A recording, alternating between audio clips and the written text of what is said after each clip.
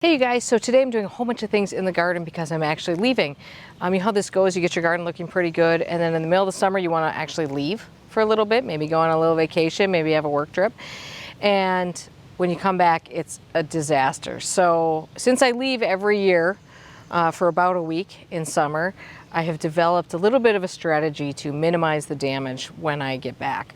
So I thought I'd just take you along today and show you what I'm all doing. So the first thing I'm going to do is cut back anything that's going to need cutting back in the next couple of weeks. So one of the reasons I do that is because it does take plants a week to 2 weeks to sort of rebound from a big cutback. So if I'm gone anyways, why not have the plants looking not their best when I'm gone?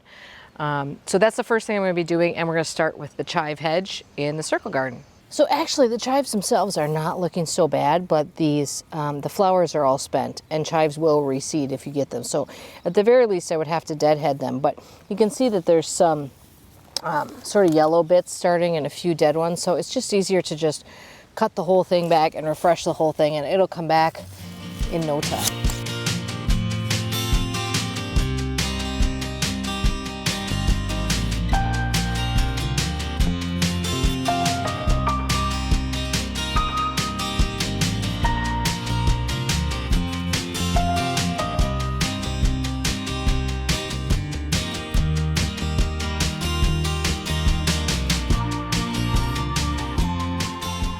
Okay, chives are cut down. It all looks kind of bald without that there. I did leave a few of them standing just because, can you imagine what how terrible that would be if we decided we needed some chives for cooking and I had to go buy some after just literally throwing an entire wheelbarrow full of them away. One thing I want to say is look at how good these petunias are doing. These are Evening Sensation petunias that I grew from seed. And other than being, there's a few spots on the edges where the chives were covering them that are a little bare.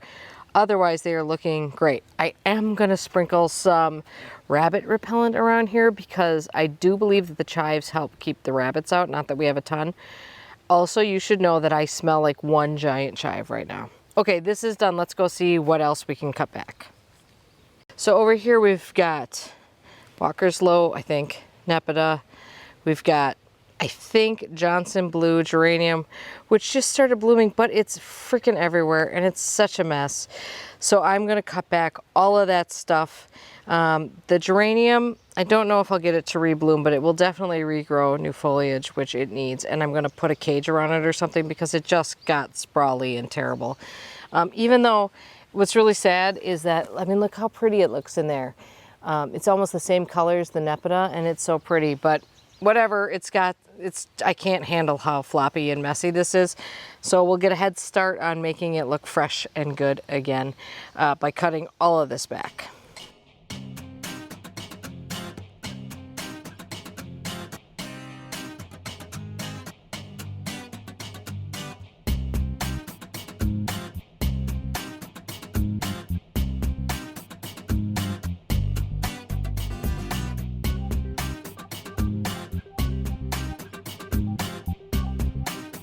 So this blue Kazoospiraea has grown a ton and it has these beautiful like frothy white flowers on it.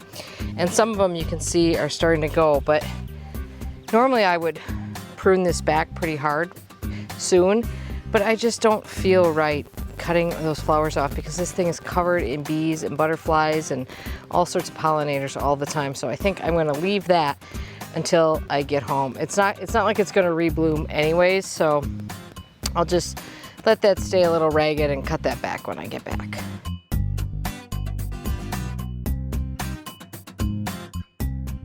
Okay, now that I've cut back, I think everything that there is to cut back, which was the Nepeta, some Veronica, some Salvia, what else was in there? Oh, that perennial geranium, and then of course the chives. Now it's time for a little bit of pruning, so I need to trim up the boxwoods. Normally this is something I would have done a couple of weeks ago, but like I said, we've had a very slow spring. But I don't want to go any further because I want any growth that they're going to put on yet this year to harden off plenty so that we don't have to worry about anything. And if you push this into August, you never know how that's going to go. So I'm gonna just shape up a couple of the boxwoods now.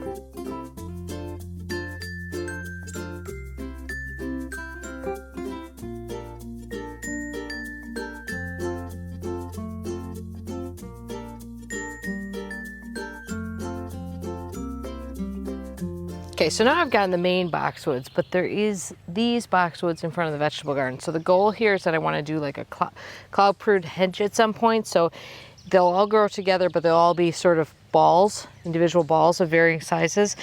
So I'm just going to go through and give these, especially like these new guys, which are all ones that I've been growing in pots for years. I'm just going to give them a really light trim. Some of the other ones that are a little bit more mature, like this one back here, I can prune a little bit more. But I'm just going to give them a light trim to get them started, except for this poor guy down here. So this is a boxwood that I moved from elsewhere in the garden, a victim of my dog peeing on it. So I thought I could save it, and what I'm going to do is cut away everything except all the brown. I'm going to cut away, and maybe it'll live and maybe it won't, but it wasn't a loss because it would have died where it was anyway. So.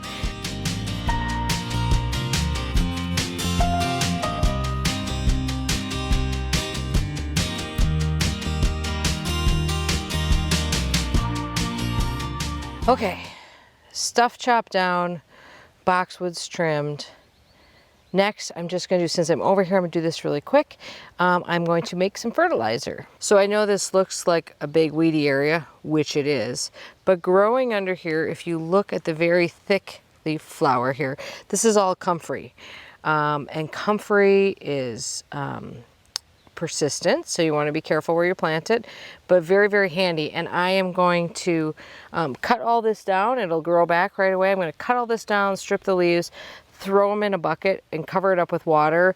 And in about 2 weeks, by the time I'm back and everything's done, I will have some fertilizer ready to go. Great fertilizer, organic obviously, for anything that flowers or fruits.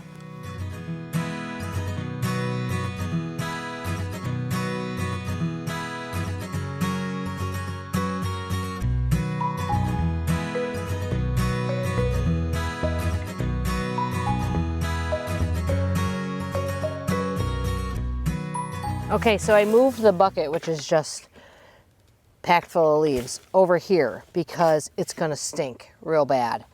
It just gets her, it smells absolutely foul.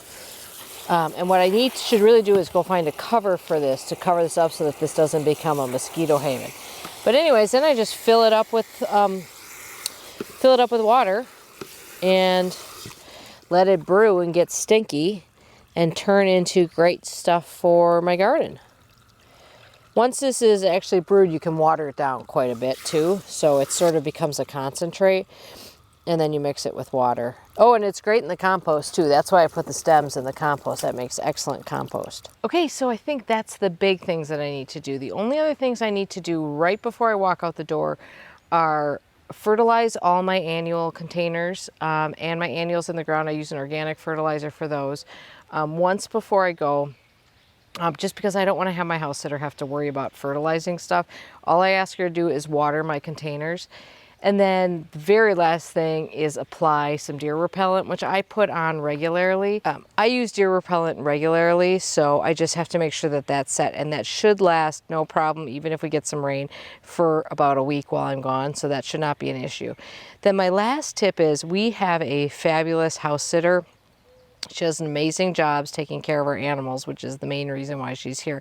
But she does water my containers, but she gets super nervous about taking care of my garden. She always tells me she's way more worried about screwing up the garden than she is about doing something wrong with the animals.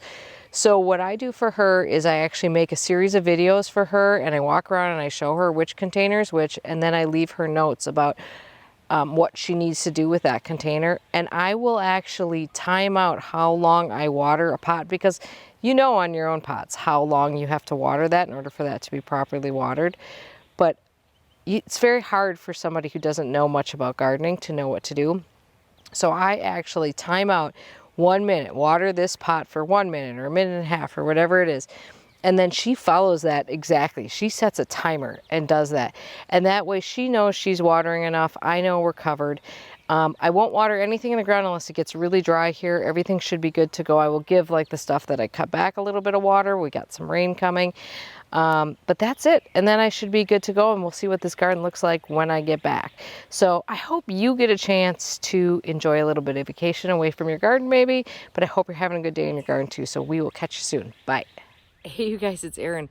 Hey, I'm actually coming to you from the next day because I forgot a really important going away tip, which is to deadhead every flower you possibly can, including blooms that are actually at their peak right now, because obviously new flowers will start forming, and if you leave those on there, that's not good. So I always cut pretty much every flower in my garden before I go, if I can bear to do it. It's a little sad this year because the roses just started blooming, so it's very hard for me to cut off beautiful flowers, but it will make for a better show when you are in your garden, so that is a good tip. So I actually am going to cut a little bouquet right now. I've got a couple of days actually before I head out of town here, so I actually will go through one more time before I go and nip everything, and you know, then you can leave a pretty bouquet for the house sitter, so they appreciate that. All right, I'm going to show you what I'm cutting. Before I go, I will cut back every dahlia that is blooming, because dahlias in particular do not appreciate having spent blooms hanging on them, and they bloom so much better and keep going if you just keep deadheading them. This is Crichton Honey, one of my absolute favorites. All of these plants right here, 6 of them I think, these are all Crichton Honey. So anyways, sorry for that last minute tip, but it's actually a really, really important one, because you want your garden looking beautiful when you're in it. And what a great time to get some of these things that aren't going to be so pretty while you're gone, done and taken care of. Okay, so I think that's it. Thanks, guys. Hey, you guys. Every time you hit that subscribe button, a Newfoundland gets a treat. Is that good, Odin? Someone's just subscribed? Here. You might even get a little drool with that.